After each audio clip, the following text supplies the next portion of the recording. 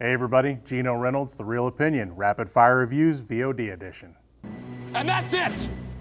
Now let's do this! Diablo. Hey Hollywood, please stop pretending that Scott Eastwood is a second coming of Clint Eastwood. While I liked most of this movie about a young Civil War veteran trying to save his kidnapped wife, most of my problems with it stem from the use of Scott Eastwood basically playing his dad. I know at certain angles he looks like his dad, especially with that beard, but he is nowhere near the actor his dad is. You need a strong actor to pull this part off. Walton Goggins is in this movie as a wandering killer, and he is amazing, but we don't get enough of him. Sorta. My hunch about where this movie was going was correct, but I still liked it until the end. The ending tries to be too artsy for this type of movie. With a stronger lead, this movie could have been great.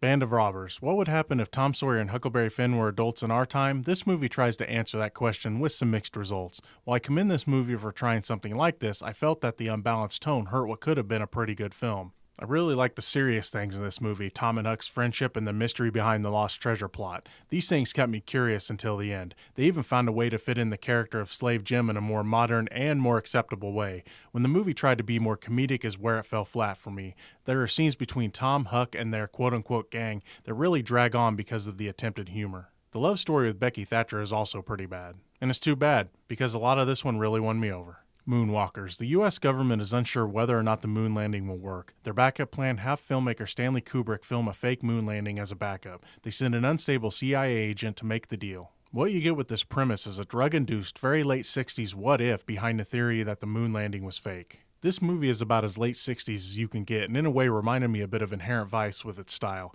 I really like that they toy with you on which route they are going to go on whether or not we landed on the moon. Ron Perlman is a lot of fun as a CIA agent that has trouble letting go of his Vietnam past. This movie is funny and at times ultra-violent. It's not going to appeal to everybody, but I had a lot of fun with this one for what it was. Bone Tomahawk. This is probably one of the best westerns I've seen in a while, but it's not for everybody. 4 men go on the hunt for the savages that kidnapped one of the men's wife.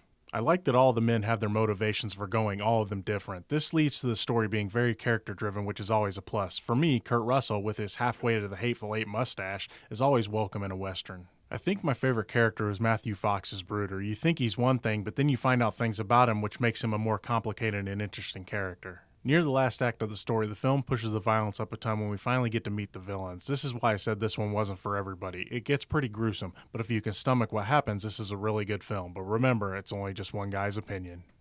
Next time on The Real Opinion, Robert De Niro plays a dirty old man on a road trip with Zac Efron. What could go wrong? Until next time, I'm Geno Reynolds from The Real Opinion.